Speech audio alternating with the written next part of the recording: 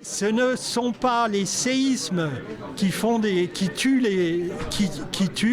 font des victimes, ce sont les bâtiments. C'est sur ce postulat que cet enseignant-chercheur au CNRS de Grenoble a débuté sa présentation. Ce mercredi à Épinal, cette conférence sur les tremblements de terre proposée par le Cercle de réflexion et d'information d'Épinal a été rattrapée par l'actualité car programmée bien avant le séisme début février en Turquie qui a fait 55 000 morts et 100 000 blessés. 7,8 sur l'échelle de Richter et une déformation de 400 km à la jonction des plaques anatoliennes, arabiques et africaines. 7,8, c'est bien au-dessus du plus important séisme dans notre région qui date de 1356. Un séisme important vers Bâle, entre Mulhouse et Bâle.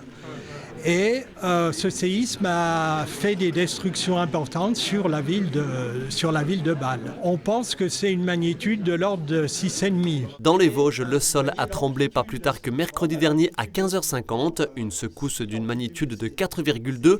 Aucune frontière de plaque tectonique sous nos pieds. Les Vosges sont contiguës au fossé rhénan, une dépression s'étalant de Bâle à Francfort. Dans les Vosges,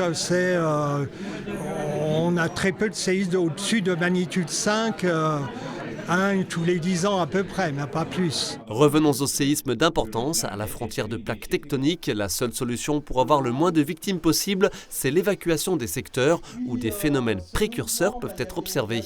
Sans doute pas la totalité, mais disons une bonne partie. Et le conférencier de rappeler dans une moindre mesure les éventuelles conséquences de l'activité humaine, géothermie et extraction de gaz de schiste par exemple. Toute rupture d'équilibre à la surface de la Terre peut avoir des conséquences. Quant aux règles de construction parasismique, elles seraient très inégalement respectées à la surface du globe. La preuve ces dernières semaines en Turquie avec les nombreuses et rapides arrestations de promoteurs.